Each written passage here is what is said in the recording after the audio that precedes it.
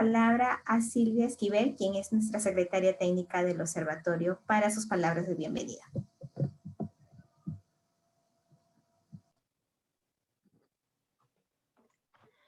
Gracias, Daniela.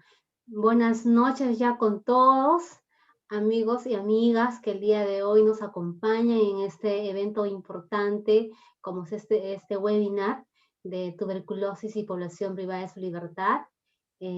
Para nosotros nos complace mucho como Observatorio Social de Tuberculosis tenerlos aquí, y queremos darles una cálida bienvenida en nombre del observatorio, y también desear de que este webinar sea de mucho provecho para ustedes en la labor que vienen realizando, tanto como organizaciones de la sociedad civil, como también de los sectores en que trabajan, ya sea el MINSA y otros sectores más, ¿no? También nuestro agradecimiento a los ponentes que el día de hoy nos acompañan, al doctor José Bet Romero, al licenciado Johnny Vegaso, que han tenido bien poder darnos su tiempo y poner a nuestra disposición toda su experiencia, sus conocimientos, en ese tema tan importante como es la tuberculosis en población privada de libertad. Sin nada más que agregar, bueno, comentarles que el Observatorio Social de Tuberculosis es un espacio de la sociedad civil que congrega a diferentes organizaciones, tanto de afectados como también de las comunidades, ONGs, entidades religiosas, entidades profesionales, con el objetivo de juntos sumar esfuerzo en la respuesta nacional a la tuberculosis y poder fortalecer la participación de todas esas entidades para su mejor actuación, su mejor participación en esta respuesta que tenemos como país. Bueno, entonces, en nombre del observatorio, doy una bienvenida nuevamente y deseando de que todo vaya bien en este evento. Muchas gracias por acompañarnos. Gracias, Silvia, por tus palabras. Bueno, sin más preámbulos, vamos a iniciar con nuestro webinar.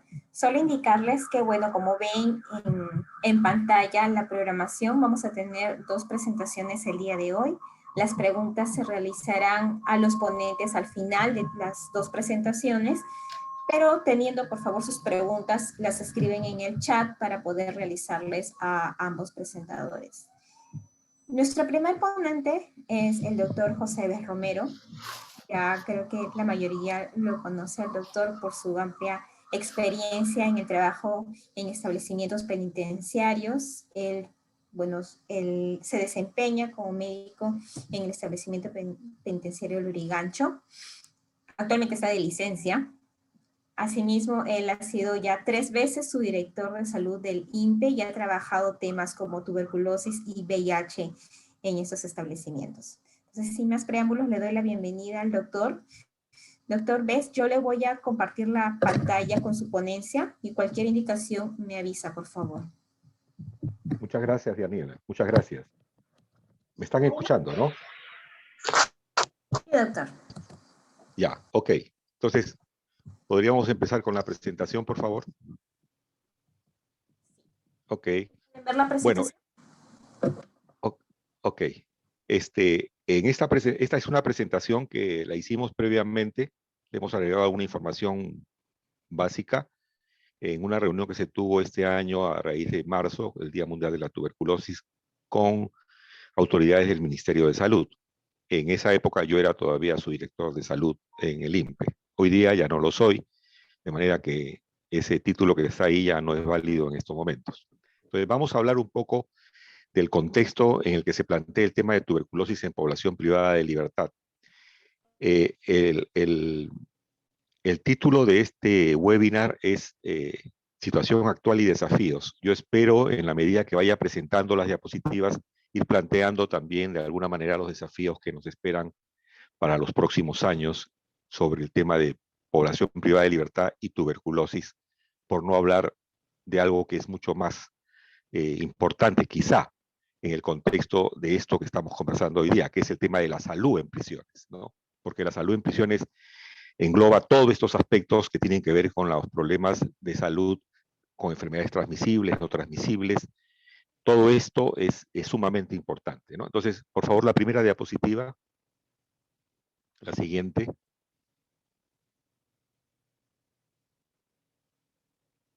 La siguiente diapositiva, por favor. Sí, está cargando, doctor.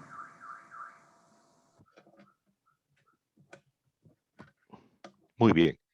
Una de las cosas que llama la atención cuando uno empieza a analizar el contexto del trabajo en prisiones es el incremento bastante enorme que ha habido de la población privada de libertad en los últimos 15, 20 años, ¿no? Sobre todo en los últimos 10 años es donde el crecimiento ha sido brutal, ¿no? Esto obviamente impacta en los servicios que la población privada de libertad teóricamente tendría derechos a acceder. Uno de ellos es los servicios de salud. Y dentro de los servicios de salud, la estrategia de tuberculosis es una de las propuestas que se tiene cuando se trabaja salud en prisiones. Este incremento de la población privada de libertad genera condiciones de hacinamiento en las prisiones, prisiones que ya están con unas infraestructuras totalmente inadecuadas y que contribuyen por las condiciones de la misma infraestructura, llámese, por ejemplo, escasa ventilación, espacios que están muy constreñidos, en espacios físicos duermen muchísimas personas. Todo esto contribuye al tema de la presencia de la tuberculosis en las prisiones. La siguiente, por favor.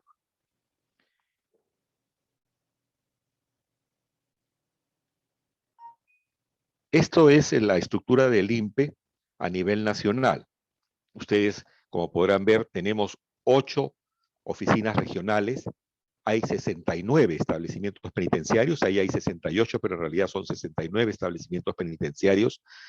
Las oficinas regionales del INPE, como pueden ver ustedes en la diapositiva, están formadas por macroregiones, en realidad no corresponden con la definición territorial del país, y esto nos genera enormes problemas a la hora que tenemos que coordinar temas de salud, por ejemplo, en la oficina regional Lima, por ejemplo, con lo que pasa en Ica, que depende de la oficina regional Lima. Entonces, esta estructura organizacional del INPE, que obedece digamos, a una definición que se hizo desde comienzos, no responde necesariamente a las necesidades del país, y al interior de salud nos genera enormes dificultades en la actuación que tenemos con nuestros pares del Ministerio de Salud en los niveles de las DISAS o las DIRESAS, ¿no? Por ejemplo, el responsable de la Oficina Regional Norte, Chiclayo, cuya sede está en Lambayeque, frente a un problema de Tumbes, no puede físicamente estar ahí porque está bastante lejos, ¿no? Entonces, esa coordinación nos genera un nivel de problemas enorme. Eso es algo que debería de mejorar. Ese es, por ejemplo, uno de los retos que tenemos hacia el futuro. Hoy día estamos tratando de implementar, gracias al apoyo de la actual administración y a un grupo de profesionales bastante motivados, el tema de la telemedicina. Pero la telemedicina finalmente va a ser un apoyo, pero no nos va a resolver los problemas si antes no establecemos vínculos con los respectivos enlaces del Ministerio de Salud en las respectivas oficinas regionales, que tengan la capacidad de poder entender que trabajar en prisiones tiene algunas peculiaridades y que ellos tendrían que darnos desde ese punto de vista las mayores facilidades posibles para que esta interacción se pueda realizar. La siguiente diapositiva, por favor.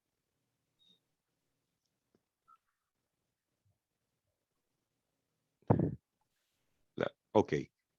En esta diapositiva es fácil poder entender qué características tiene la población privada de libertad para el año 2020, ¿no? 1/3 de la población está en la condición de procesados, es decir, todavía no tienen sentencia, y 2/3 de esta población aproximadamente tienen una sentencia. Hay un grupo bastante grande de personas, numeroso, ¿no?, que todavía está en la condición de procesados. Los grupos etarios, como ustedes pueden ver en la diapositiva, están casi respondiendo a las necesidades de la población general. Casi tienen las mismas características. Sin embargo, respecto a la diferenciación por género, el porcentaje de varones es mucho mayor, con mucha diferencia respecto a la población general.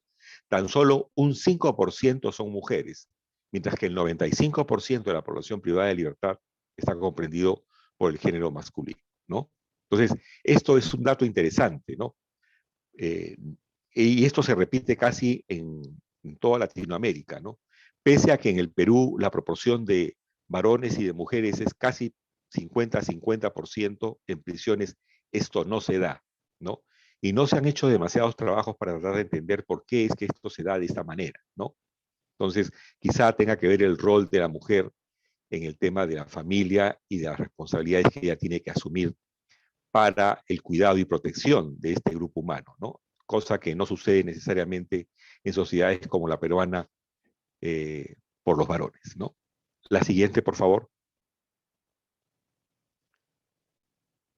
Muy bien. Ustedes, esto es una proyección de lo que va a crecer la población privada de libertad en los próximos 20 años aproximadamente. Fíjense ustedes, ya para el año 2025, o sea, estamos exactamente a 4 años de esa fecha, se está proyectando una población privada de libertad de 150.425 personas. Hoy día estamos en una población más o menos de 80 y tantos mil, ¿no? El tema de la pandemia ha hecho que la población privada de libertad disminuya en este último año de alguna manera, ¿no? Por el hecho mismo de la pandemia y porque se han dado mecanismos para que salga la gente.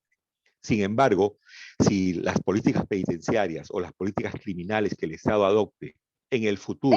La reunión, porque disputan. La reunión ahorita. Ya se puede webinar, por favor. ¿Sí? Y entonces, si esto sucede como estamos pensando, que las políticas criminales se van a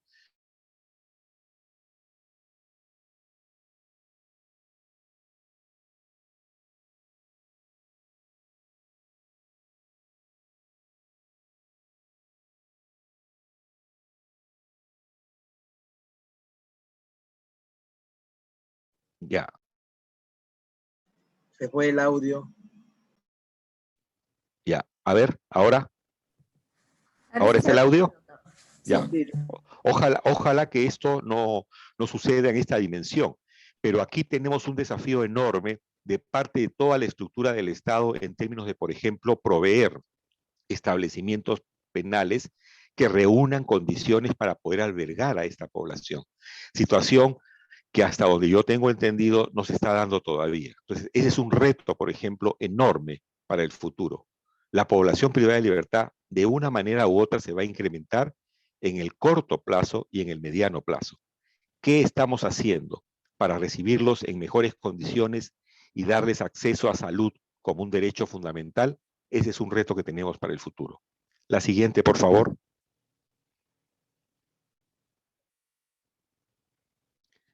Fíjense ustedes, cuando trabajamos en los últimos años, estamos hablando de casi 25, 20 años, la PPL, cómo se ha ido incrementando en el tiempo, acá se puede ver de manera muy precisa. La línea anaranjada, que es la que está arriba, esa línea es la verdadera tasa de población privada de libertad en el país, porque está cubriendo solo a la población adulta, que es la verdadera tasa. La tasa que está abajo, la línea que está abajo, es la tasa que se habla normalmente en todos los países. Es población privada de libertad sobre el total de la población peruana. Pero eso es un subregistro, en realidad, es un subestimado, porque no toda la población peruana está en condiciones de estar en una prisión. Ahí hay población de gente joven, de niños y de infantes. Entonces, esa población tendría que ser sacada. Y cuando se saque esta población, esas tasas que están en la línea anaranjada son las verdaderas tasas. Y estamos hablando del año 96 hasta el año 2020, que esa tasa casi se ha triplicado en estos últimos veintitantos años. Entonces, eso nos está hablando de un problema muy serio, ¿no?, en las políticas criminales del país, que tienden a penalizar cada vez más fuerte los delitos, a incorporar nuevos delitos que van a la prisión y a disminuir, como ya lo dije antes, los beneficios penitenciarios. La siguiente, por favor. Y aquí podemos ver cómo es que se ha ido incrementando esta población privada de libertad en las diferentes administraciones que hemos tenido en el país. Y es fácilmente deducible que es en los últimos 10 años donde este incremento ha sido realmente brutal, ¿no? Si esto continúa en el futuro, vamos a llegar con mucha facilidad a los 150.000 personas privadas de libertad en el país en los próximos 5 o 4 años, ¿no? La siguiente, por favor. ¿Dónde está el INPE cuando hablamos del mapa de la salud en el Perú? No. Los grandes efectores de salud en el país son, en primer lugar, es el Ministerio de Salud, ¿no? El segundo lugar es la seguridad social. En tercer lugar, tenemos a las sanidades de las Fuerzas Armadas y policiales. Finalmente, tenemos a los privados. ¿Dónde está en esta estructura el INPE? El INPE no existe. La población privada de libertad sigue todavía siendo invisibilizada en términos de su derecho a la salud. Y es muy complicado al interior del INPE poder plantear políticas públicas de salud cuando no existimos en la estructura del sistema de salud nacional. El MINSA ha hecho enormes avances en su aproximación al tema de la población privada de libertad. Eso es innegable.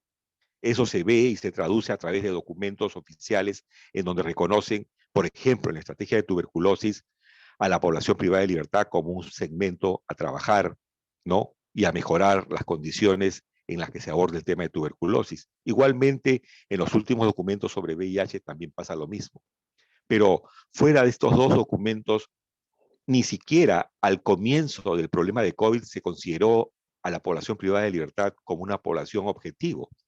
Entonces, ya esto nos está hablando de por sí de la enorme dificultad que tenemos al interior de las prisiones, al interior del INPE, para plantear el tema de la salud como una necesidad que tiene que estar fundamentada en un presupuesto, en recursos humanos, en infraestructura, en insumos, medicamentos y en equipamiento.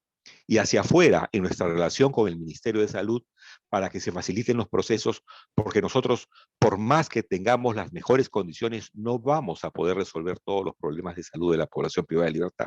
Y eso es obvio. Van a haber cosas que van a tener que resolverse fuera. Y ahí necesitamos esta relación intersectorial que está cada vez profundizándose y desarrollándose, pero todavía tenemos un amplio y ancho camino por recorrer al respecto. La siguiente diapositiva, por favor.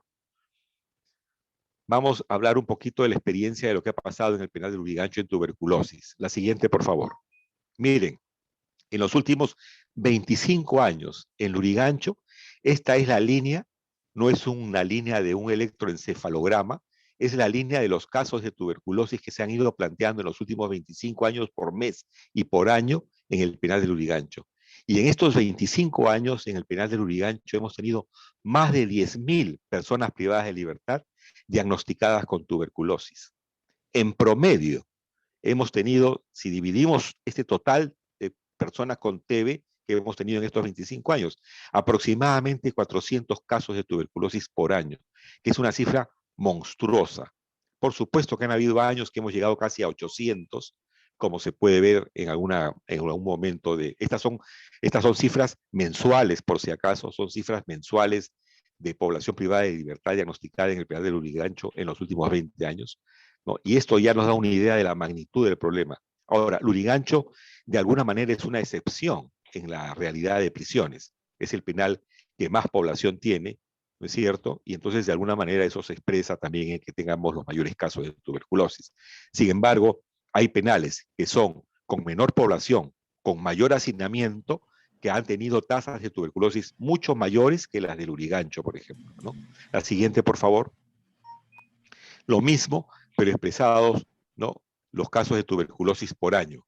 Y aquí ustedes fácilmente pueden ver cómo en el año 2018... Perdón, y aquí fácilmente ustedes pueden observar cómo en el año 2018 se llegaron a tener 844 casos de tuberculosis, solo en el penal de Lurigancho.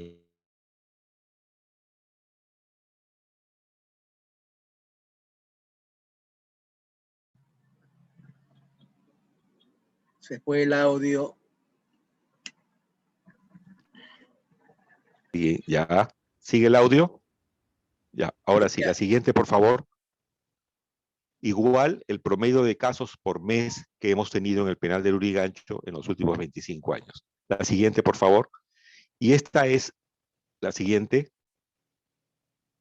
Y estas son los canales endémicos de tuberculosis en el año 2018 y en el año 2019, en donde ustedes pueden ver cómo en el año 2018 en el año 2019 con respecto al año 2018 bajó, ¿no?, el diagnóstico de tuberculosis. Sobre todo, nosotros asumimos esto, en el año 2019 empezó a bajar el diagnóstico, pero esta baja se ha dado de una manera mucho mayor en el año 2020, probablemente relacionado con la pandemia de coronavirus, ¿no? La siguiente, por favor. Fíjense ustedes, la siguiente. Fíjense ustedes los grupos de edad que en el penal de Lurigancho se han visto perjudicados en mayor medida en estos últimos 25 años por la tuberculosis.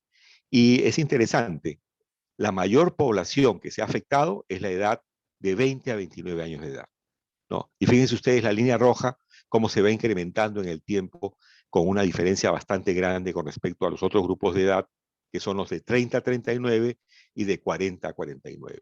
O sea, es la población más joven la que más se ve afectada por la tuberculosis. Estoy hablando de la realidad del penal de Lurigancho en los últimos 25 años. La siguiente, por favor, la siguiente diapositiva. Y esto es algo que me parece sumamente importante.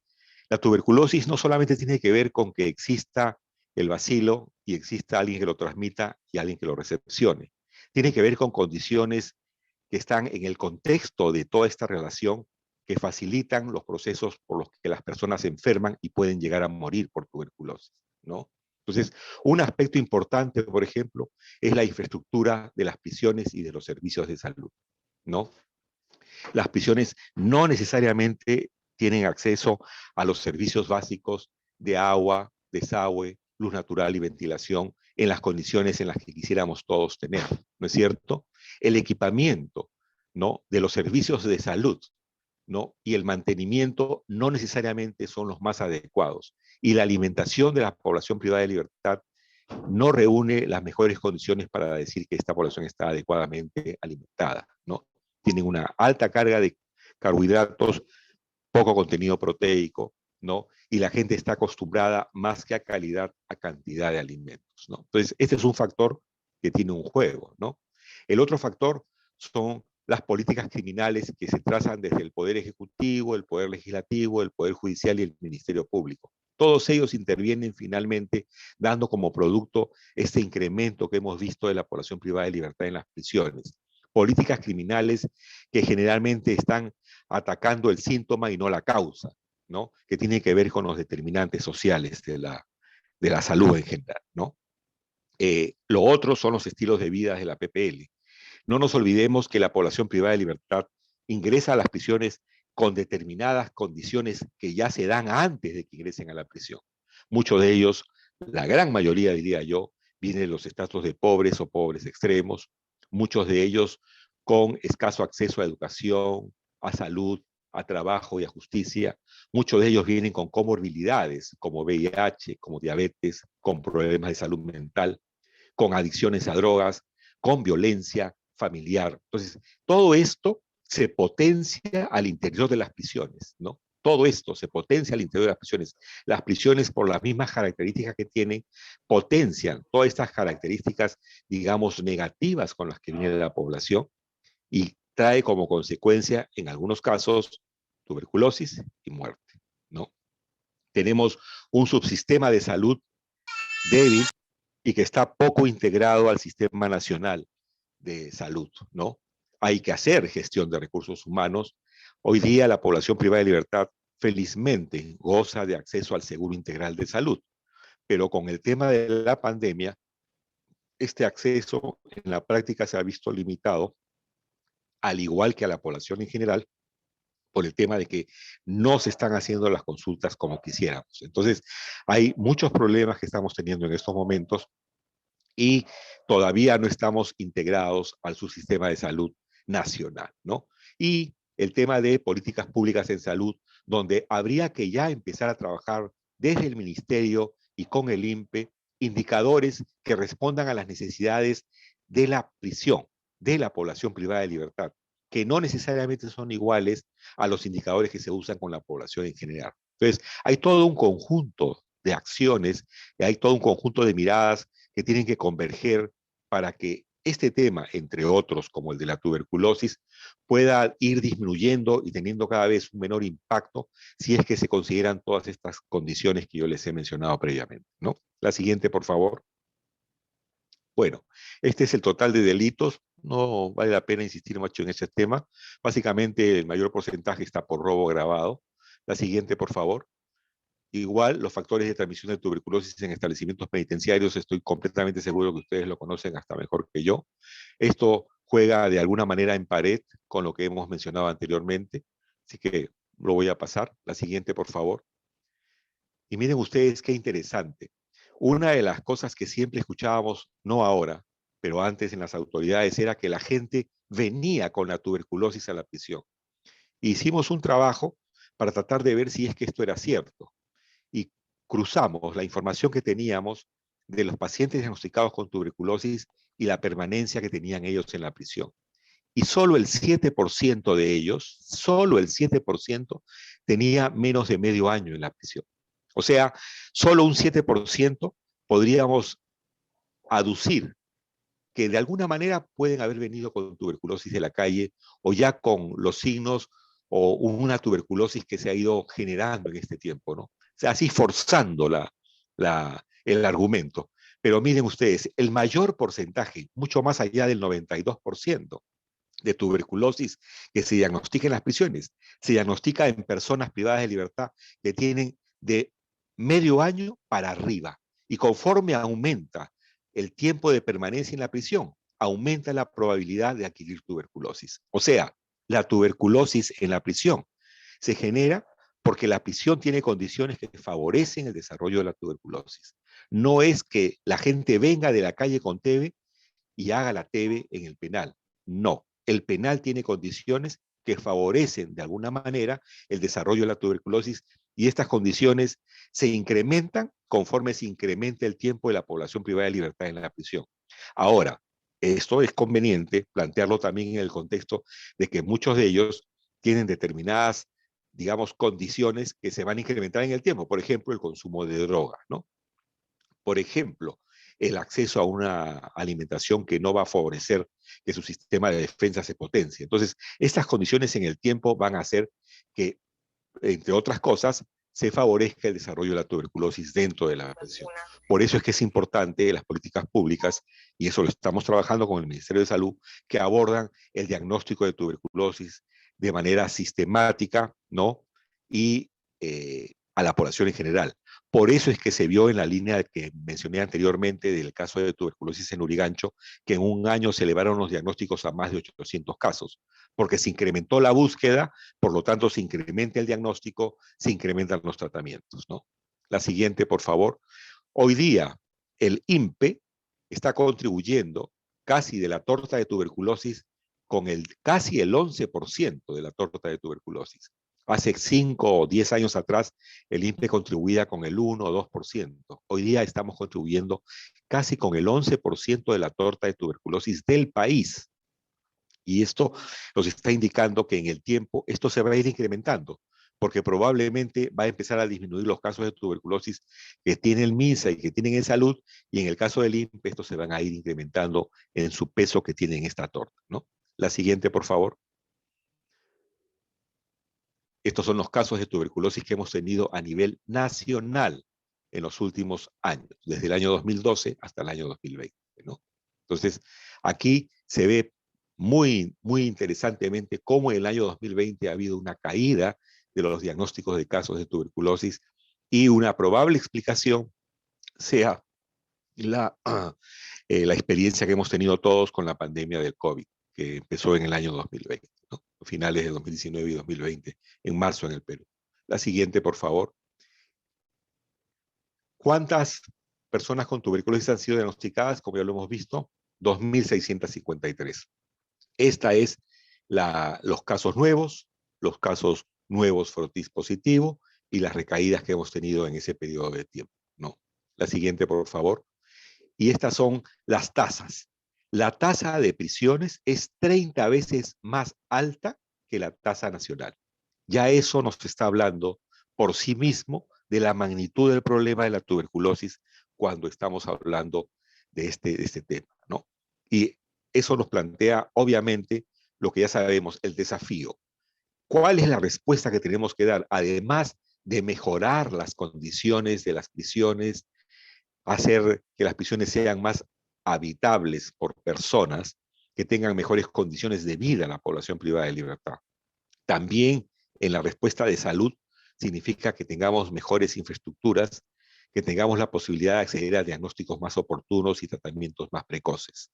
Tenemos necesidad de tener más recursos humanos, ¿no? Contar con laboratorios mejor equipados para poder hacer diagnóstico de manera más pronta, ¿no?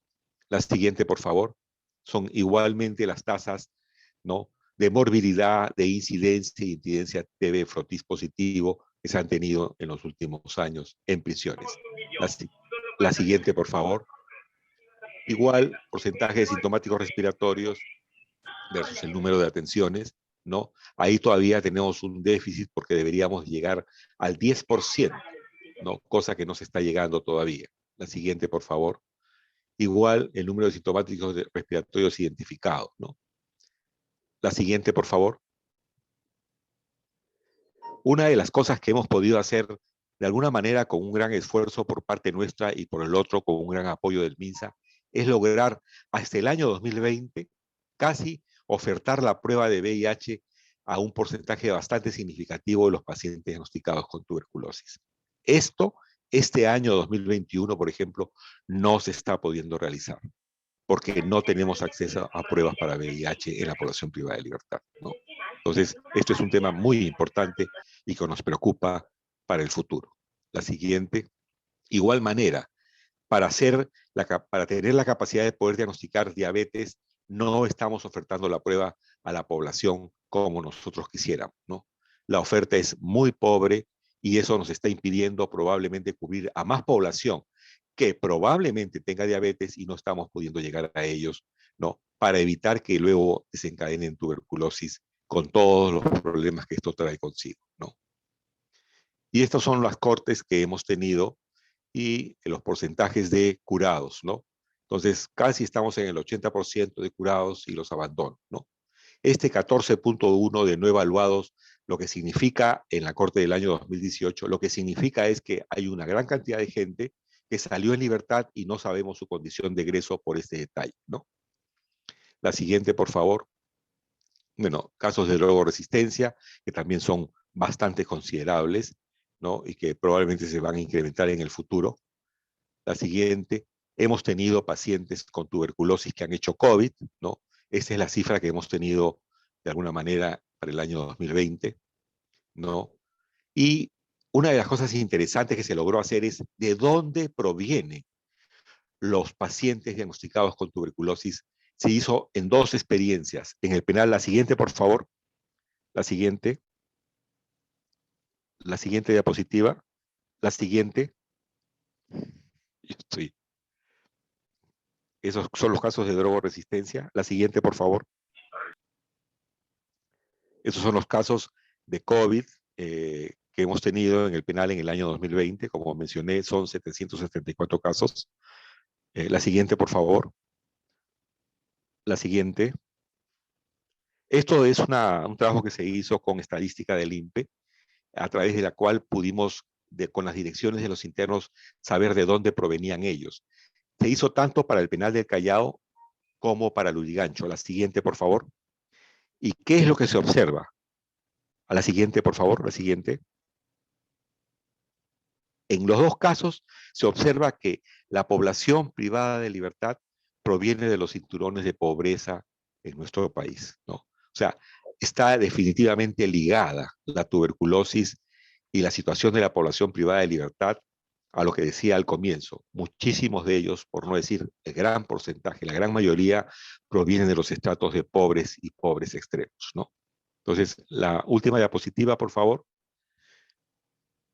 Esta diapositiva la presento porque me parece sumamente interesante, ¿no? Todavía tenemos una mirada de la justicia bastante antropomórfica, y yo diría que antropomórfica y vinculada a una mirada específica de la justicia por un sector, ¿no? Pero hay una mirada de la justicia que va más allá de la justicia del hombre, ¿no? Y Blanca Varela se encarga un poco de demostrarnos esto en este hermoso poema que ella tiene. Y miren lo que pasa cuando a la justicia se le pone demasiado mano dura, ¿no? Empieza a tambalear y se hace a un lado, dejando de dar la importancia que la justicia podría tener para transformarse en algo que no se parece para nada a la justicia, sino a la represión, ¿no? Entonces, la seguridad es importante, sí es importante en prisiones, pero no es lo más importante. Con esto concluyo mi presentación. Muchas gracias.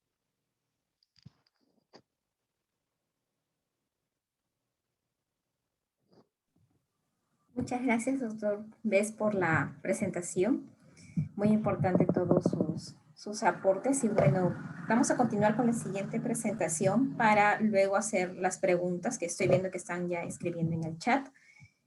A continuación tenemos a la psicóloga Johnny Vegaso. Ella, bueno, les acabo de mencionar, ella es psicóloga de profesión, tiene experiencia en el trabajo en penales también, en el caso de la coinfección TB-VIH. Y bueno, lo que queremos también compartir a través de ella es esa experiencia y esa mirada externa dentro de los establecimientos penitenciarios, ¿no? Con el doctor Bess hemos visto la mirada interna de una persona que trabaja dentro del penal y ahora con ella nos va a compartir ese otro lado de la experiencia. No sé si la psicóloga está ahí. Johnny, ¿nos puedes escuchar? Sí. ¿Aló? Okay, ¿Me escucha? ¿Sí? Muy bien.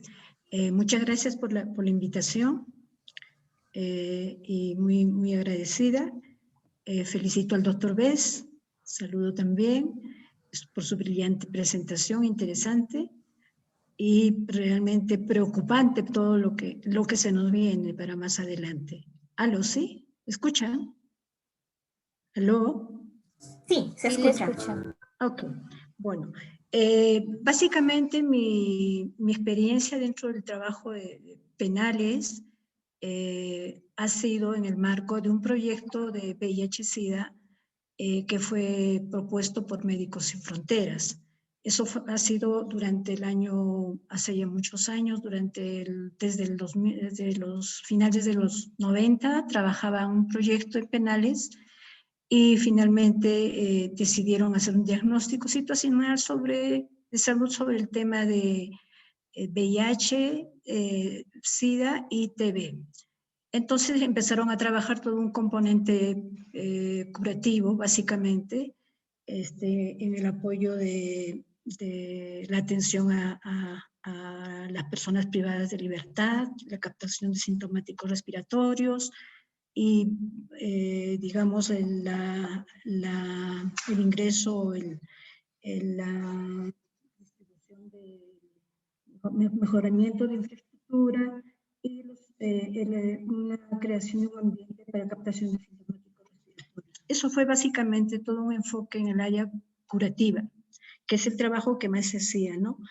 Y ya en ese entonces, profesional del INPE, tanto en el área de tuberculosis como en el área de VIH-Sida, que era PROCED, se trabajaban ambas, digamos, infecciones, pero a raíz de la situación de diagnóstico de salud que se hizo en el penal del Lurigancho, es que se reafirmó más la parte curativa inicialmente, con insumos, con tratamientos, con capacitación al personal en atención, básicamente el tema de TB, coinfección VIH, y también se hacía, el INPE también trabajaba aspectos de prevención y promoción con los pocos recursos que contaba, tanto recursos económicos como recursos de personal.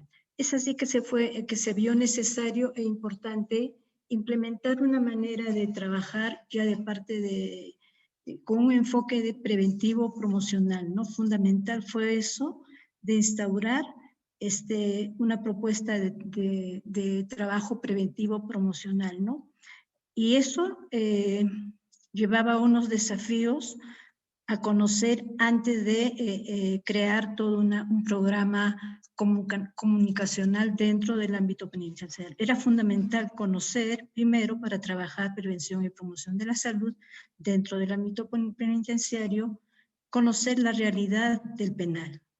Todos los penales son diferentes, tienen su propia realidad.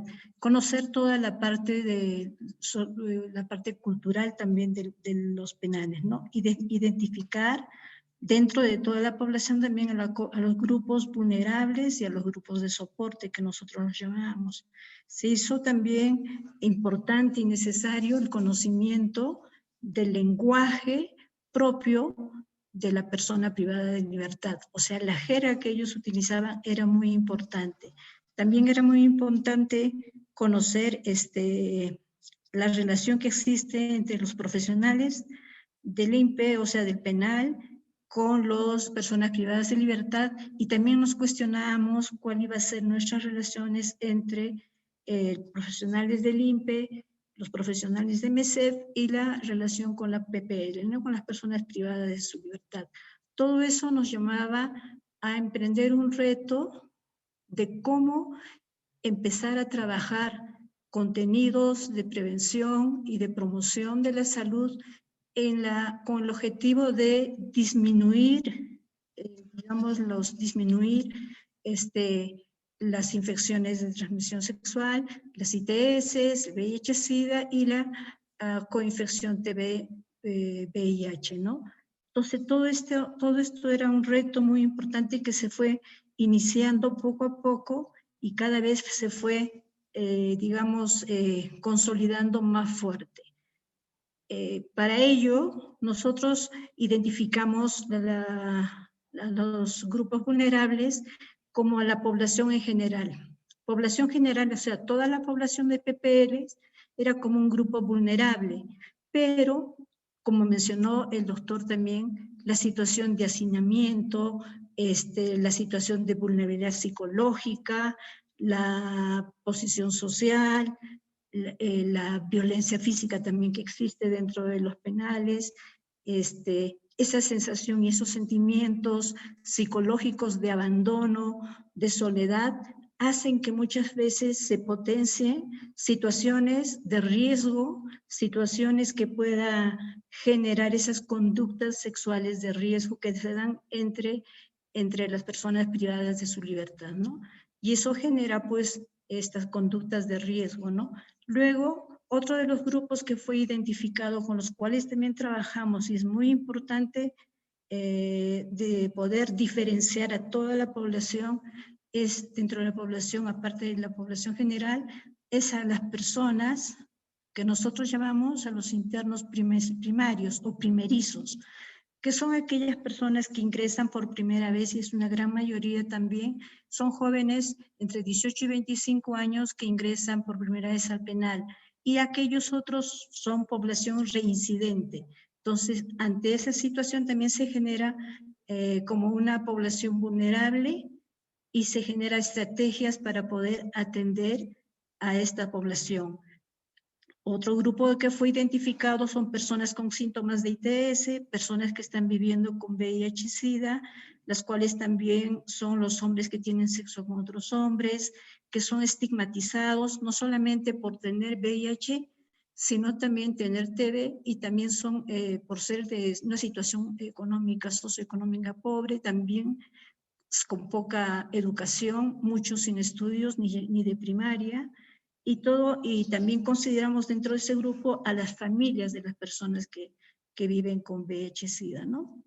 Después, un grupo muy importante también que fue identificado como parte y objetivo de intervención son las personas de la comunidad Virgen de la Puerta.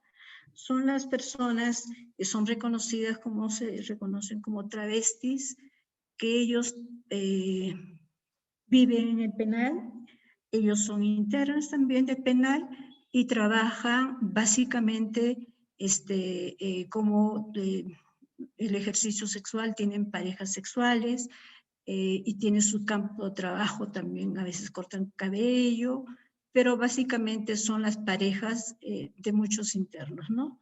Y este es un grupo que de alguna manera hacen su trabajo y llegan con ellos a través de este grupo, de esta comunidad Virgen de la Puerta, que es muy importante. Llegamos a trabajar con un grupo que se llama Encaleta, que son parejas de estas estas personas que son las de la comunidad, que no asumen, no se reconocen como hombres que tienen sexo como otros hombres, sino que son los hombres que se definen como machos, ¿no? Que no tienen relaciones. Ese es un nexo muy importante, por eso sí, trabajamos bastante con este grupo.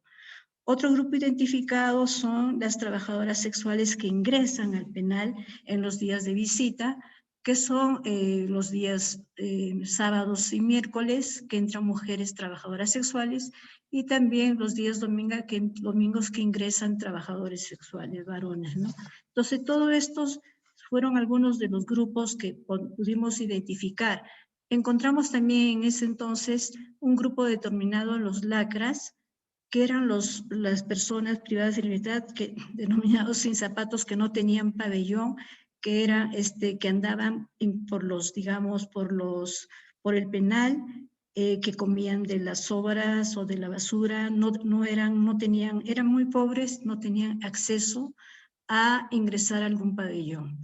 Otros eran los lacas, que robaban y también vendían cosas para comprar droga, y también eran más agresivos. ¿Quién habla tanto? ¿Perdón? ¿Aló? ¿Me escucha? Sí se escucha. ¿Aló? Sí, le escuchamos. Bien. Bueno, en todo caso, y había otro grupo también dentro de los lacras o los láser, los refugiados que eran expulsados de sus pabellones. Son una segmentización de la población para los cuales se trabajaron con estrategias específicas e importantes, con contenidos sobre temas relevantes como es ITS, VIH, SIDA y TB. A cada uno de esos grupos se les fue dando diferentes tipos de, contenidos, pero de manera diferenciada, ¿no? Y también encontramos como grupos de soporte muy importante al equipo multidisciplinario que ya trabajaba dentro del programa de PROCED y dentro del programa de PCT en ese entonces.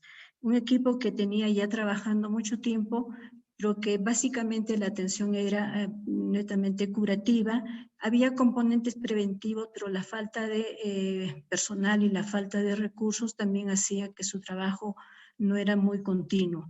Entonces, así que nosotros tomamos también como de soporte a este grupo con el cual trabajamos de codo a codo, día a día, y conformamos un solo equipo.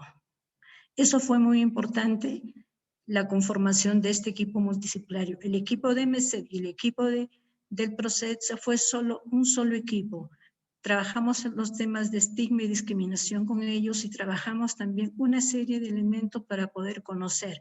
Nosotros que trabajábamos en MESED no conocíamos el penal, no conocíamos la realidad de cómo era realmente un penal. Entonces, a través de ellos comenzamos a conocer, y ellos también comenzaron a descubrir, a redescubrir nuevamente cómo es la naturaleza de las personas que están dentro de los penales, ¿no? Y el enfoque que nosotros, que MC tenía como una institución humanitaria, era un enfoque horizontal, básicamente como trato humanitario, mientras que en el INPE es un enfoque básicamente vertical, ¿no? Entonces conciliamos entre los dos para poder trabajar. Otro grupo importante que es de soporte, que consideramos valiosos, a quienes también trabajamos mucho con ellos, son los delegados de salud.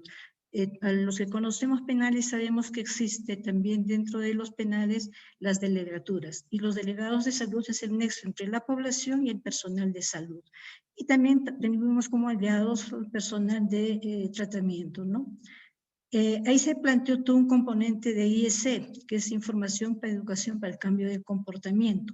Se hizo materiales de IEC, folletos, afiches, rotafolios, todo, pero este material fue trabajado conjuntamente con la población. La población en general fueron vinculados en la elaboración del material, porque también era importante que ellos supieran, conocieran qué es lo que se estaba trabajando, y ellos sabían qué información necesitaba la población, los delegados, los colaboradores, las personas de la comunidad Virgen de la Puerta. Entonces todos ellos fueron trabajando los temas, ¿no? Entonces También implementamos unas estrategias para trabajar en pabellones, por ejemplo, que era más importante. Como era para toda la población en general, se trabajaban intervenciones dentro de los pabellones con el objetivo de llegar al mayor número de internos sin que estos salgan de sus pabellones, promover el acceso a la clínica y a la consejería, ofertar el despistaje temprano de ITS, de VIH y de la, digamos, de TB, ¿no? Se realizaba, como los pabellones también eran diferentes en el penal, se realizaban acercamientos y mapeos de las zonas de encuentro de las personas, ¿no? Luego de eso tuvimos las estrategias con primerizos, que ya lo mencionó, que los primerizos, que es al momento de ingresar a los penales, siempre ellos reciben un diagnóstico para ver en qué condiciones de salud llegan.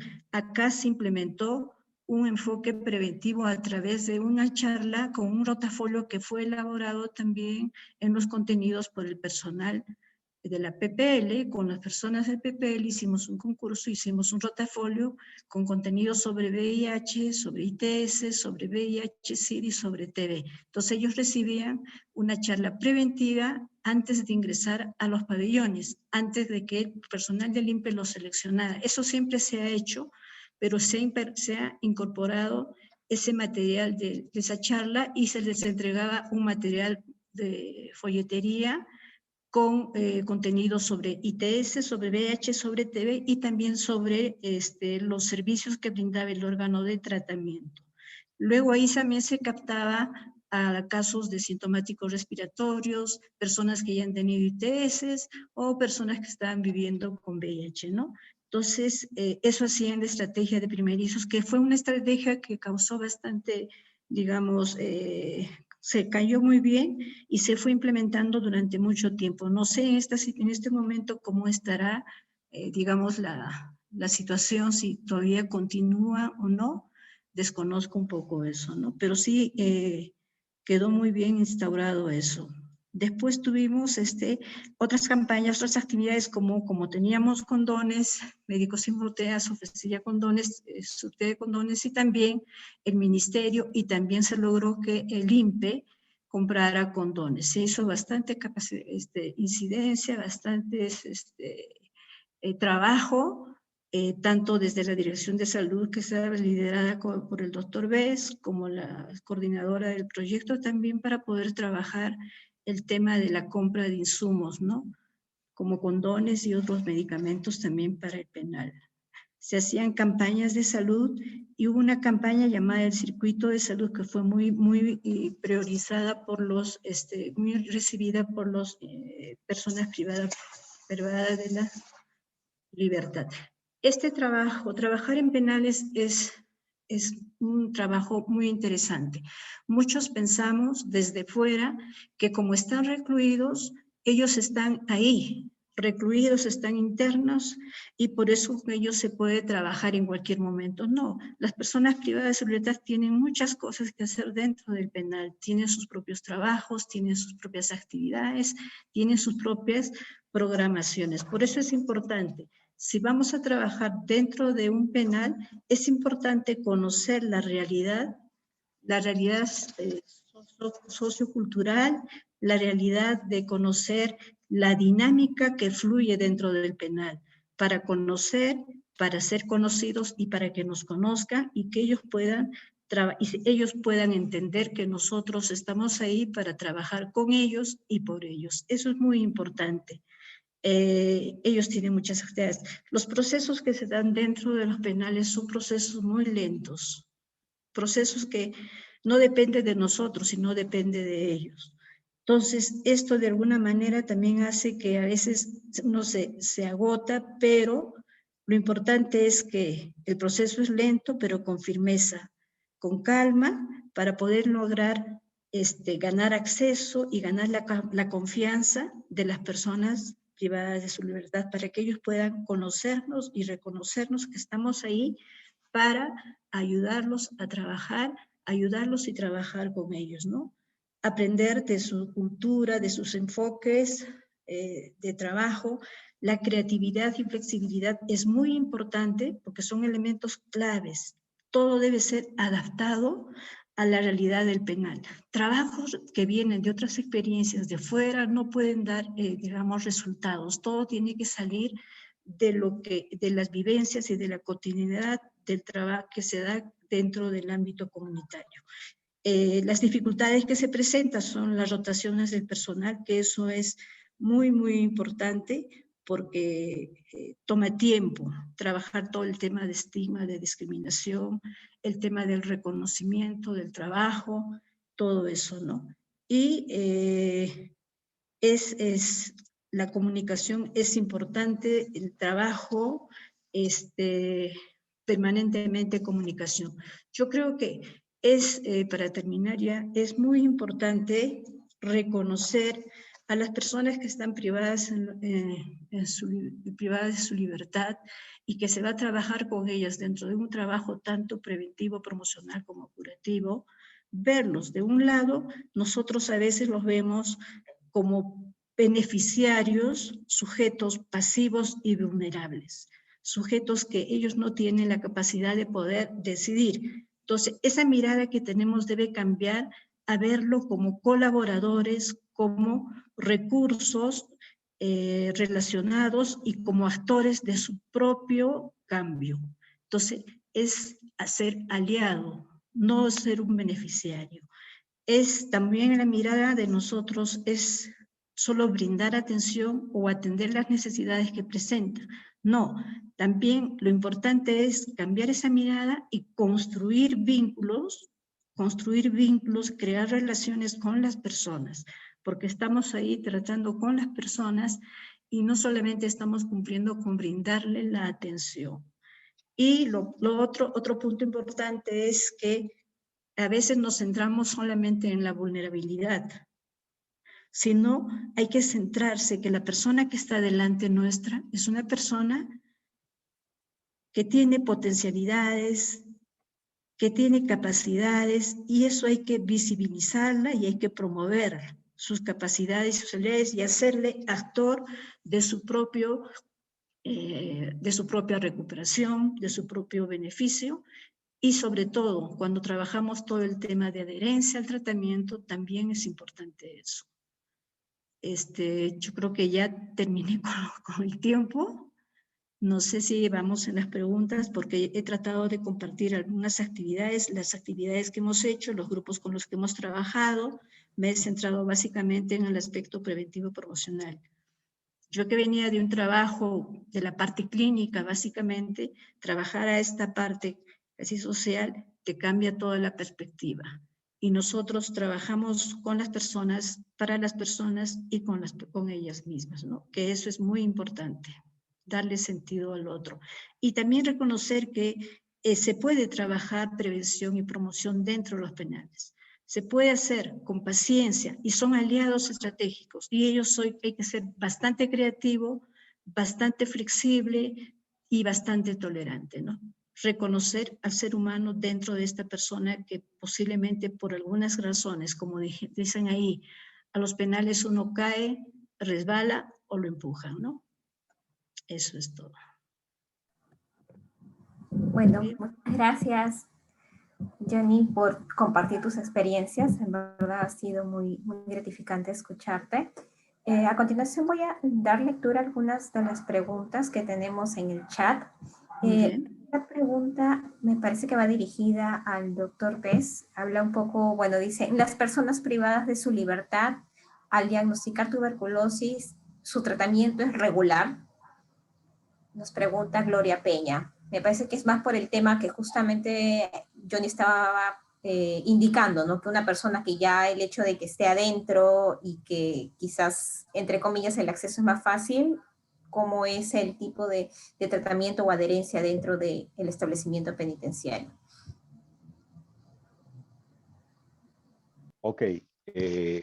Respecto a la respuesta que tienen las personas diagnosticadas con tuberculosis, la gente que está fuera de las prisiones piensa que porque están en la prisión es muy fácil poderles dar el tratamiento y que eso es indubitablemente seguro. Bueno, no es así, porque estamos hablando de penales en donde la gente está en pabellones y el acceso a ellos no es necesariamente fácil.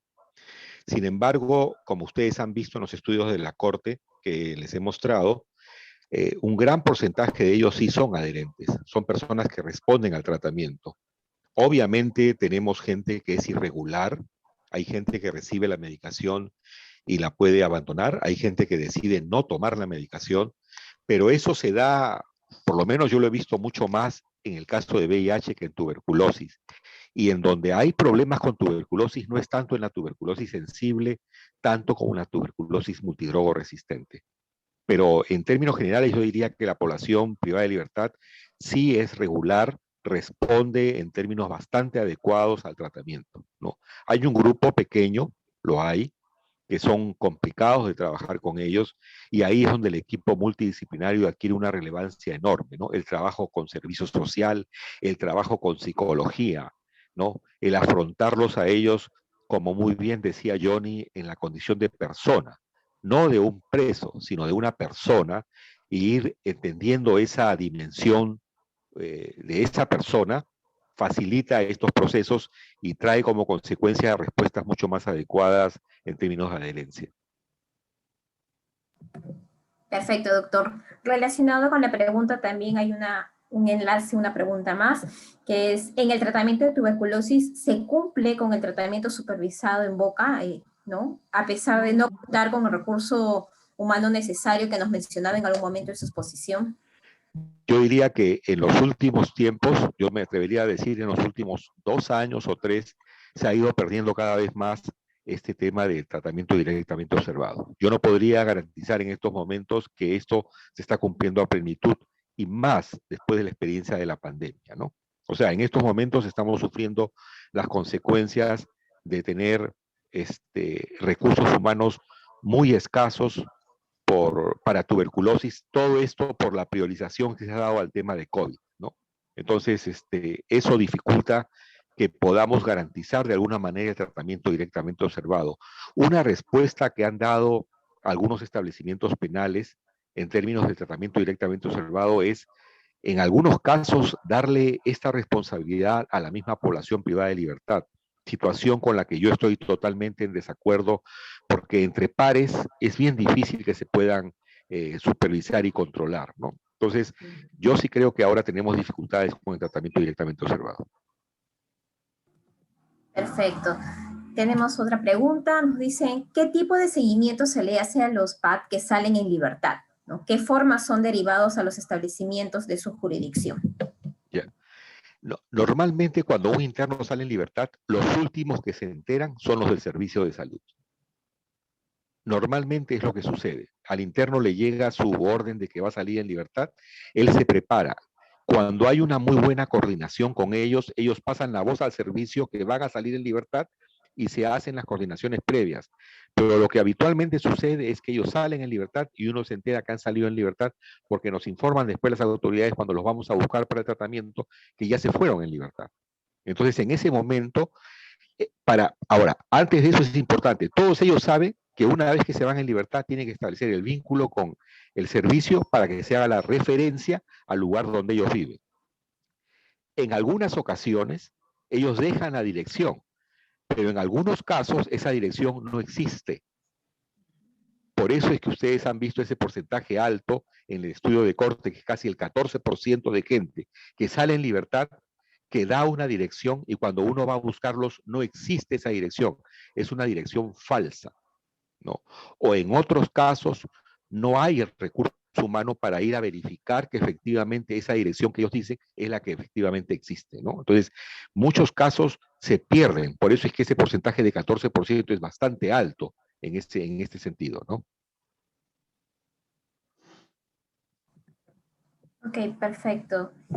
Yo tenía adicionalmente un par de preguntas. Uno de ellos es, ¿qué recomiendan cada uno de ustedes? La pregunta es para ambos, a nosotros como parte de la sociedad civil en la lucha contra la tuberculosis dentro de los establecimientos penitenciarios. Ya hemos escuchado cómo es un poco la situación actual, las experiencias que ha tenido cada uno. Nosotros como parte del observatorio venimos realizando diversas actividades. ¿Qué nos recomendarían a nosotros? A ver, yo empezaría un poco por la aproximación desde la mirada que Johnny nos ha planteado, ¿no? Aproximarnos a la población privada de libertad. Normalmente cuando nosotros le decimos a una persona que está en la calle que vamos a ir a hacer una visita a la prisión, la persona entra en pánico y se imagina que va a estar en un espacio donde le van a hacer daño, lo van a molestar, va a sentirse muy incómodo. Y cuando ingresan a la prisión y encuentran esta realidad a la que hemos hecho referencia tanto Johnny como yo, cuando salen y le volvemos a preguntar ¿y qué les pareció? Su idea cambia totalmente, totalmente. O sea, una cosa es lo que tratan de difundir la prensa y el imaginario respecto a lo que es una prisión y otra cosa es lo que es una prisión en realidad cuando uno está adentro, ¿no? Entonces, lo primero que tenemos que hacer es cambiar este enfoque de cómo es la persona privada de libertad. Yo diría, sintetizando un poco todo esto, que no hay mayores diferencias, salvo algunos casos puntuales, entre lo que ellos son y somos nosotros. O sea, para los efectos de la aproximación, es como si nos aproximáramos frente a cualquier ser humano con sus necesidades, con sus problemas, con sus frustraciones y con sus deseos de mejorar probablemente. Entonces, esta aproximación es muy importante porque es la que guía después todos los pasos que van a seguir en el trabajo. Y lo segundo, no hay mejor forma de trabajar con la PPL que metiéndose en las prisiones y trabajando con ellos. O sea, no se puede hacer seguimiento, no se puede hacer monitoreo, no se puede hacer evaluación de políticas públicas si no es metiéndose a las prisiones y conversando con ellos, conversando con las autoridades, preguntando cuáles son los problemas, cuáles son las respuestas y qué se está avanzando o cuáles son las dificultades y cómo se puede asumir un nivel de respuesta para coordinar mejor los resultados y los impactos. Entonces, la sociedad civil sí me parece sumamente importante en términos de seguimiento, ¿no es cierto?, a las propuestas que se planteen, en términos de ayudar a la capacitación de los recursos humanos y de la propia población privada de libertad, y en términos de plantear las necesidades que pueden surgir producto de este conocimiento para hacer, digamos, una especie de abogacía en los niveles donde sea necesario hacerlo para que se apoye el trabajo en prisiones. Yo concuerdo con lo que dice el doctor y pienso también que sí se puede trabajar dentro del penal, pero necesitamos cambiar las representaciones sociales que tenemos sobre ellos, las percepciones que tenemos sobre las personas privadas de su libertad. Antes de trabajar ahí, yo trabajaba en el ámbito clínico, trabajaba en un hospital de policía, y no salía yo del consultorio, no salía de ese espacio hasta que empecé a trabajar en médicos y tener otra mirada diferente. Trabajar con la persona. No preguntábamos el delito porque no era importante. Era importante trabajar el momento por el cual estaba pasando la persona privada de libertad, ya sea una ITS, ya sea un VIH-Sida o ya sea una TB o otro tipo de problemáticas, porque a eso todavía existen los problemas sociales que tiene la falta de educación, la falta de recursos. Entonces, eso es importante, cambiar las representaciones sociales. Y lo otro es que dentro del trabajo hay que estar, si uno va a trabajar en penales, hay que estar ahí. Conocer a la gente, que la gente te conozca, conversar con todas las personas, con todos los involucrados, con todos los grupos que he mencionado rápidamente, con cada uno de ellos ir conociendo, hablando y sensibilizándolo, trabajar todo el tema de estigma y discriminación para poder cambiar esa representación. Sí se puede trabajar en penales, hemos logrado nosotros movilizar junto con el equipo de PROCED, con la gente de tratamiento también que estaba vinculado, a hacer pasacalles, a hacer campañas por el Día Mundial del VIH-Sida, digamos por el 24 de marzo, que es el Día de TB, y por otras actividades más importantes. Se hacía una serie de involucramiento a toda la población, desde los delegados de salud hasta las personas que eran los lacras, que nosotros se denominaba así en este estudio que se hizo, ¿no? Sí se puede trabajar en penales, ¿no? Como ellos dicen, pero se necesita mucha creatividad, mucha paciencia, mucho compromiso y cambiar de mirada. Eso es importante. No se puede trabajar de lejos, no se puede implementar cosas que han dado resultados en otros lugares. Se tiene que trabajar con lo que ellos necesitan y se tiene que escuchar lo que ellos necesitan. Muchas gracias por su respuesta. Tengo el pedido del señor César Jesús Alba. Me parece que desea intervenir. Señor César. Sí, buenas noches. Buenas noches. Sí, y una pregunta al doctor Bex. Lo conozco tiempo, al doctor Bex, desde que estaba en la CONAMUS hace ya muchos años atrás, y sé su trayectoria, ¿no? Y la preocupación por los PAC que están en prisión actualmente, no privados de su libertad. En cuanto, quería preguntarle más, ¿qué tipo de alimentación reciben los PAC, ¿no? por parte del Estado, sobre todo los PAC que están en tratamiento, ya que no sé cómo de alguna forma puede llegar un grupo, una canasta de víveres a ellos, ¿no? Y la otra pregunta es, ¿cómo se llama? ¿Cómo va esa relación entre estos dos ministerios que habían problemas de comunicación entre ellos, tanto el Ministerio de Justicia como el Ministerio de Salud, para poder abordar este tema de la tuberculosis y otras enfermedades como el VIH-Sida también en los penales? Gracias por la respuesta también adelantada. Gracias, muchas gracias por la pregunta.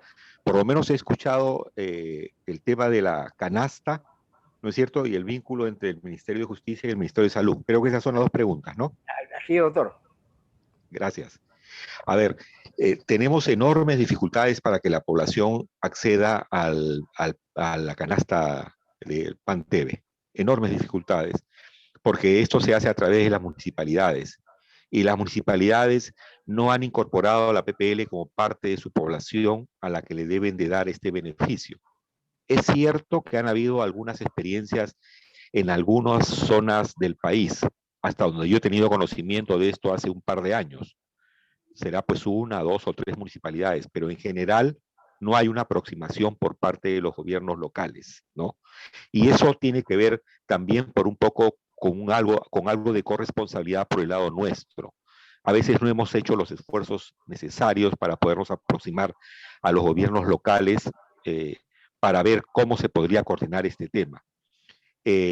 Ahora, hay un asunto de fondo que nosotros lo hemos escuchado ya hace muchos años como un argumento que nos dice que una población que recibe un subsidio por el Estado no puede recibir otro. Y ese es un argumento que muchas veces usan para decirnos que a la población privada de libertad no se le puede dar una canasta, porque ellos ya reciben un dinero, digamos, a través de la institución formalmente para que se le dé su alimentación. Entonces, ahí hay un punto que yo no he logrado hasta ahora poder entender esa discusión en términos legales, pero esa es una respuesta que nos han dado muchas veces cuando se ha intentado coordinar este tipo de cosas. Eso es en primer lugar. En segundo lugar, respecto a las coordinaciones entre el Ministerio de Justicia y el Ministerio de Salud, creo que todavía estamos recién empezando a resolver este tema con las coordinaciones que se están empezando a hacer ahora, ¿no? Queda todavía un largo camino, ¿no? Por las personas que nos van a seguir en la institución en los próximos años para desarrollar las relaciones interinstitucionales, que todavía no están muy claras en algunos aspectos, ¿no? Por ejemplo, la política, existe un presupuesto por resultados para la intervención en tuberculosis y VIH. En tuberculosis, este presupuesto por resultados por parte del Ministerio de Salud contempla aspectos muy específicos y que nos impiden hacer un trabajo mucho más fuerte, más profundo en el INPE, porque precisamente no podemos acceder a todo el paquete del presupuesto por resultados, ¿no? Y entonces ahí hay un problema, por ejemplo, ¿no? Pero ya no es solamente en el tema de TB. En el tema de VIH también tenemos un problema porque no accedemos, mientras que en tuberculosis sí accedemos parcialmente al presupuesto por resultados, en VIH prácticamente no accedemos a nada, ¿no? Y ahora tenemos un presupuesto por resultados para salud mental que no considera la PPL como una población objetivo dentro de su trabajo. Entonces, ahí hay todo un trabajo que tenemos que desarrollar. Y ahí viene también el rol de la sociedad civil por empezar a visibilizar esta problemática en los niveles que correspondan y hacer la abogacía para que poco a poco las autoridades puedan entender que es necesario incorporar en las políticas públicas específicamente a la población privada de libertad, con una corresponsabilidad del INPE, que por lo menos desde mi punto de vista no debería de discutirse, pero que vale la pena empezar a conversar sobre esto, porque si no, vamos a pasarnos los siguientes 20 años como nos hemos pasado estos 20 años anteriores, sin hacer nada al respecto, teniendo pobres impactos y finalmente perjudicando a la población privada de libertad en términos de acceso a una salud, ¿no? En términos de equivalencia y de justicia que ellos merecen. Muchas gracias, doctor Bess. Tengo una última pregunta para la licenciada Johnny. ¿Cómo fue el trabajo de incidencia con las autoridades del establecimiento penitenciario para desarrollar un trabajo con enfoque en derechos y este enfoque comunitario que nos menciona usted, que ha desarrollado? Hemos realizado nosotros reuniones a través de la coordinación general del proyecto con las diferentes autoridades del INPE, junto con la Dirección de Salud del INPE, con el doctor Bess, para poder llegar a trabajar dentro del penal, ¿no? Ha sido un trabajo arduo, constantemente, digamos, con bastantes reuniones en todos los niveles, hasta que nos dieron ya digamos, el pase para poder ingresar, ¿no? Y el enfoque de derechos trabajamos, trabajamos en el tema de que las personas privadas de libertad pierden su libertad, mas no pierden sus derechos a la salud. Todos tienen derechos a la salud. Y eso también se trabaja bastante en el derecho a la salud, pero también en el derecho a cuidar su salud, en la corresponsabilidad en ambos lados, ¿no? Y en lo comunitario trabajamos con un enfoque de derecho y comunitario porque si bien no es una comunidad así como tal, es una comunidad donde coinciden muchos tipos de personas que tienen muchos tipos de, digamos, de necesidades, pero también que confluyen en una sola, ¿no? Que es la libertad, que es el derecho de estar el tiempo que está dentro del penal, poder tener una convivencia saludable, tener un acceso de atención, de calidad y de salud, digamos, integral, que se ha venido trabajando, ¿no? En el caso donde hemos incidido mucho sobre sus derechos de autocuidado y de defensa, también ha sido en el caso con el grupo de las chicas de la comunidad Virgen de la Puerta.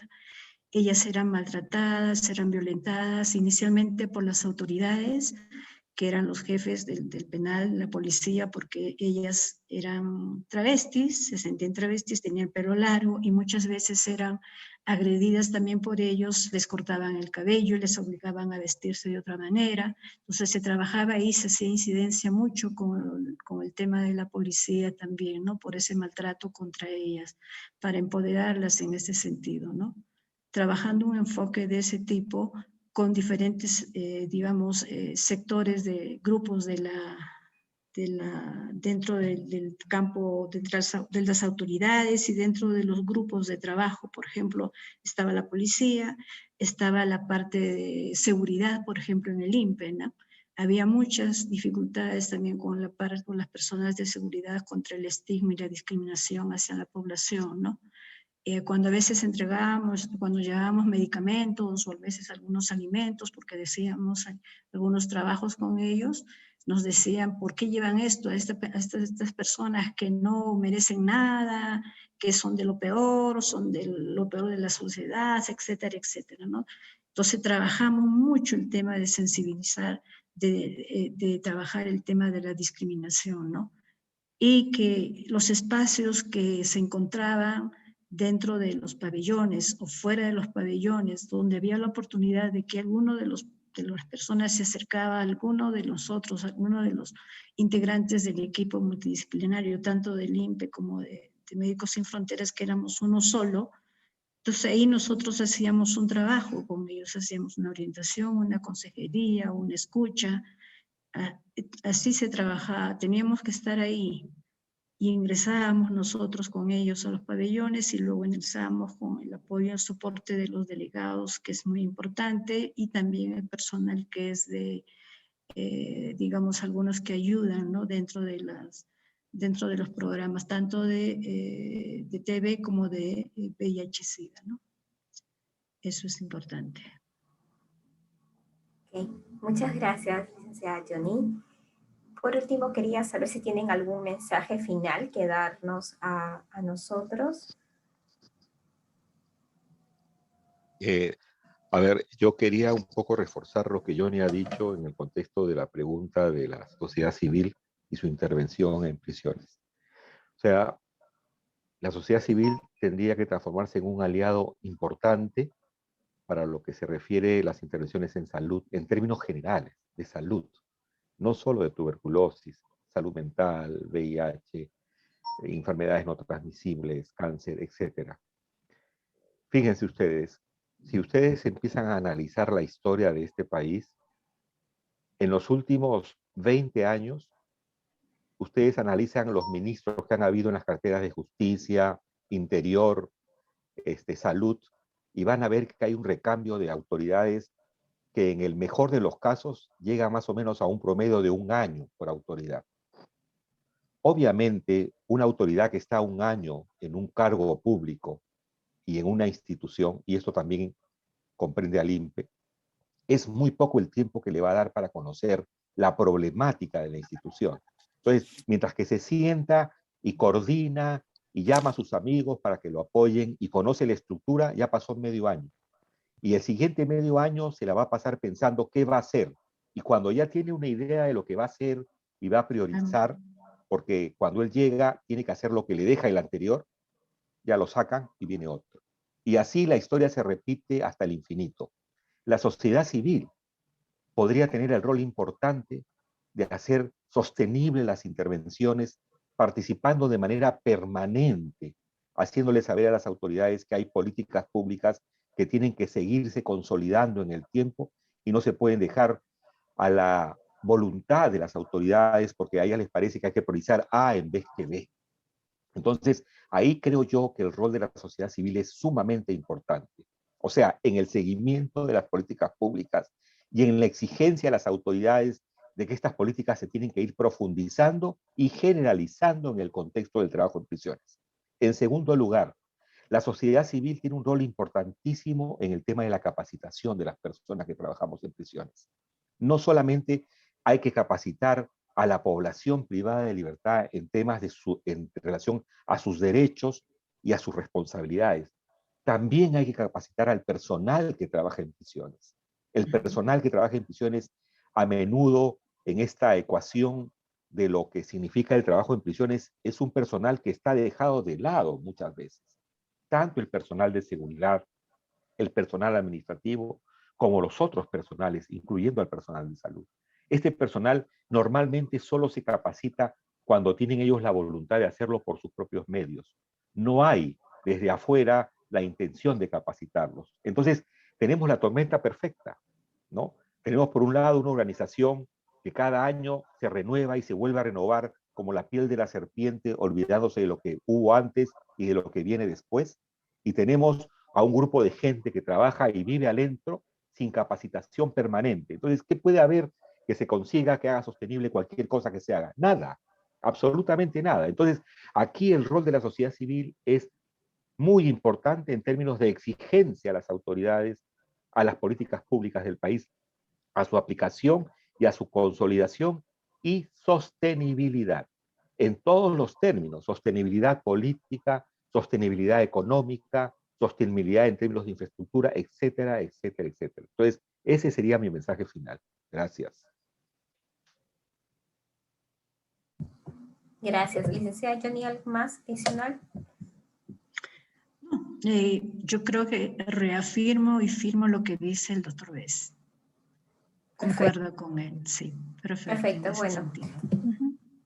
Bueno, muchas gracias a ambos por sus exposiciones, por compartir sus conocimientos y bueno, recalcar muchas de las cosas que ustedes hayan mencionado, ¿no? Según la Organización Mundial de la Salud, la carga de tuberculosis en penales representa un 25%, pero ahora hemos visto que es un 30%, es posiblemente más si hablamos que estamos en plena pandemia de coronavirus, ¿no?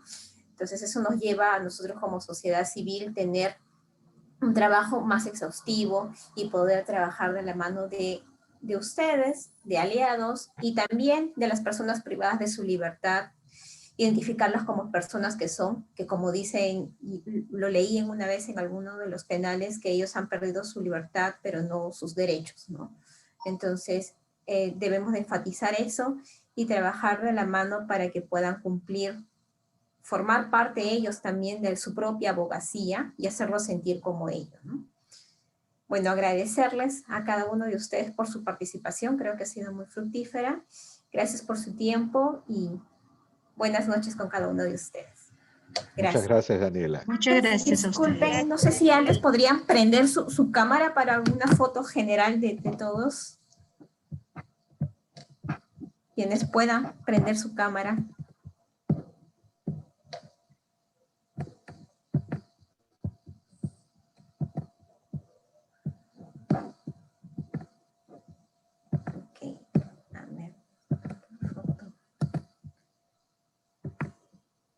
Ahora les tomo la foto. A ver, cuento. 1. Saludos, doctor, al doctor Bess de parte de Celia Cabello. Doctor Bess, mucho gusto de haberlo escuchado. Gracias. Gracias, Celia, gracias. Te recuerdo Al siempre, tiempo. te recordamos. Gracias, al tiempo. Sí, a ver, sí. Cuento. Cuento para la foto. 1, 2, 3. Ahí salimos en la primera toma. Vamos a tomar ahora la siguiente toma. 1, 2, 3. Listo. Las evidencias que son importantes ahora. Ok, muchas gracias. Muchas gracias por su tiempo. Gracias. Buenas noches. Buenas noches. Gracias, buenas noches. Gracias, buenas noches.